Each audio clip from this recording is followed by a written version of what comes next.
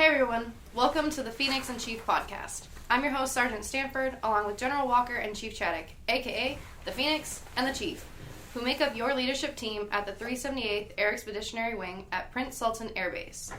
You're probably wondering, why is this wing putting out a podcast? Well, the purpose of this podcast is to reach out to the outstanding people who accomplish the mission day in and day out here at PSAB. We know how difficult communication can be in austere locations, and let's be honest, this place is pretty austere. And we hope this podcast will become a channel to connect you to the mission, address your concerns, and tell you about the awesome things we've accomplished as a team. Now you're wondering, where can I hear this podcast? Each week, we will talk about the future of PSAB, upcoming events, our success of the week, and other topics submitted directly by you, our Phoenix team members. The podcast will be uploaded to our Wing's Divid site and released on our social media platforms every Wednesday. And it will also be available on Apple and Google Podcasts. Alright, enough about logistics. Now for the reason you're all listening. Time to hear from the Phoenix and the Chief. Hey guys, it's Brigadier General Walker here, and Chief and I wanted to start by talking about some of the great accomplishments that we've had. We just came from Opstown, actually, and we're looking at the build-out out there. Chief, you saw all the changes that we're making and the tents and shelters we're building out there? Wow. Man, everything is going up. In the last 40-something days since the boss and I arrived, we've been pushing dirt, AM2 matting, we're moving lights, we're moving pieces of metal, we're moving everything. We're leveling it flat, we're making a great landscape, and we're landing iron on the ramp. So what more can you ask for from a fighting wing? Yeah, and talking about the iron on the ramp, we were out there about 3 weeks ago, and the CE guys were putting those grounding rods in.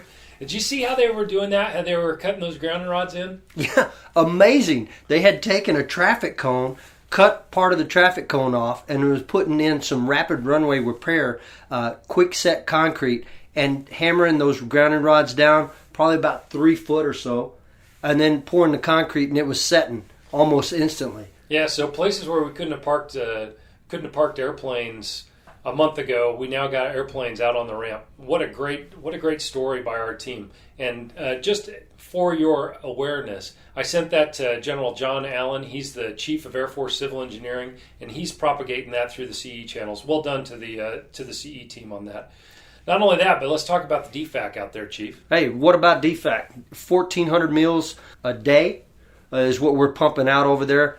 People were going in breakfast, lunch, and dinner. Less than a month ago, we didn't have a DFAC out there. And then we were only serving about 2 meals a day. And now we're crushing it. FSS is straight killing it. And not only are they killing it on the DFAC side, on the Opstown, they're bringing it home for the life support area here. That's right. You know, we were down to 2.5 working ovens out of the 8 ovens that we had total. And those 2.5 working ovens were back here at the LSA DFAC.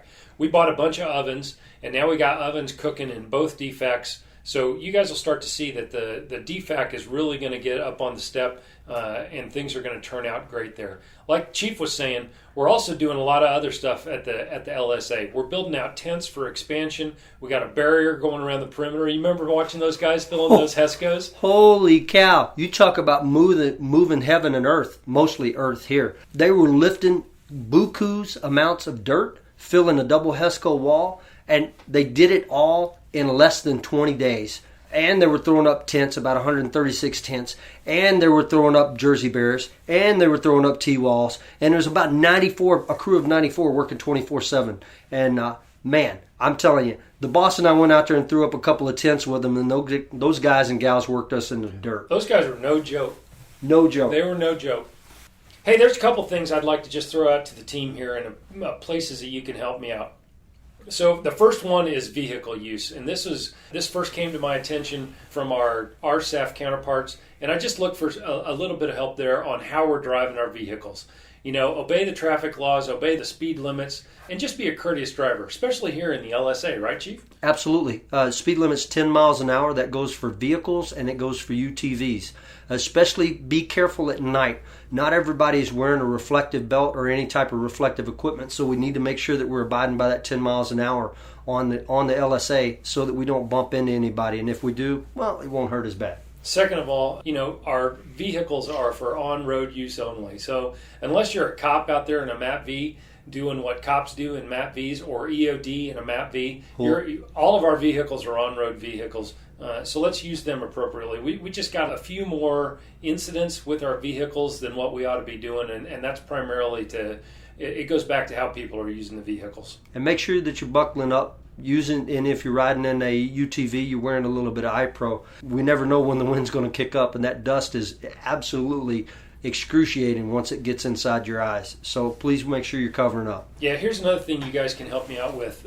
We got the DFAC storage. There's the reefers back there behind the DFAC, and there's a dry storage tent, and that's not an authorized distribution point. So if you don't work for the DFAC, please just stay away from that area. Nobody's got any business back there. Yeah, unless you're helping us unload the trucks during food delivery. We can always use help unloading the trucks. Yeah, that's right. Okay, a couple things on what's next coming up on the calendar. We're working with contracting and finance to get some Cadillac latrines set up on the base. I think that's probably about 2 months away, but you'll see that come through. We're also working on getting the new MWR tent set up. You just got that set up. In fact, they were doing some karaoke. They were watching about 3 different movies, doing some cards and dominoes. I don't know how everybody was paying attention with everything going on in there. That's right. And the other thing, we've had a lot of input on, hey, when are we going to get more equipment for the gym? Some of that's starting to flow in. So you'll see the gym will start to get built out. It's better than it was a couple weeks ago. It's going to keep getting better. And we just got the new floor laid down, so some of you heavy lifters that like picking up big things that are heavy and dropping them, please don't drop them, but we ask that you gently set them down and we still won't tear up the floor. So this brings us to the interactive part of our podcast. Each week, Public Affairs fields questions from around the wing and select one to be answered and discussed during the podcast. Let's call this the Man in the Sand question. The first Man in the Sand question is, why do we have to wear our uniform or PTs to get food from the DFAC? So I'll take this one. And Chief, you can pile on.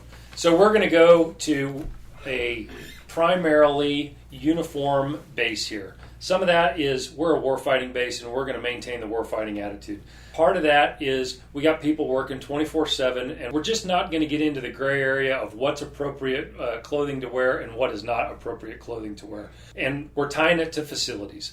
If you want to wear civilian clothes around the LSA when you're not on duty, I don't have any problem with that. If you're in your tent, I don't have any problem with that. If you're in the gym for now, I don't have any problem. You got to have a sleeve shirt and you got to have shorts that are at least as long as your PT uniform shorts. As of the 1st of April, you're going to have to be in a service authorized PT uniform. And the same goes for the DFAC. And here's why. Chief, you want to talk about the people who have to enforce it? Yeah, what we're looking at is we're looking at a 1 or 2 striper that is sitting at the door making sure everybody scans in to count for the meals so that we can kind of properly justify how much we need to forecast for food. And then that 1 or 2 striper is taking a little bit of a grizzled look or some verbiage that is not becoming of true professionals that are working out here in an austere environment. So it's just a cleaner look. It's a cleaner, no argument, no frills. Hey, I'm in PTs or I'm in my OCPs, and then we have no arguments there because then you're always in check. And here's another thing. We're a lot closer to Bagram than we are any other base over here in the Middle East. And I kind of adopted this policy from Bagram. And when you're at Bagram, you're either wearing your PT gear or you're wearing your service uniform, your duty uniform, and that's where we're going. Please do not misunderstand. The boss and I want to make sure we're clear. We want to give you a little bit of time to, so to speak, let your hair down. You can do that right outside your hooch. You can do that right outside on the boardwalk when you're in the NWR tent. You can make sure that you're wearing conservative civilian clothing. As well as when you go into the marketplace, we need to make sure that we're wearing conservative civilian clothing because we are guests in another country and we need to make sure that we're not doing anything offensive. I think that's a perfect explanation, Chief. Thanks. Cool. Well, that's it for our first The Phoenix and Chief podcast. If you have any feedback or a Man in the Sand question, please email Public Affairs at 378aew.pa@psab.absent.af.mil or shoot us a message on social media. Stay tuned for the next episode. Until next time, you stay standy, PSAB.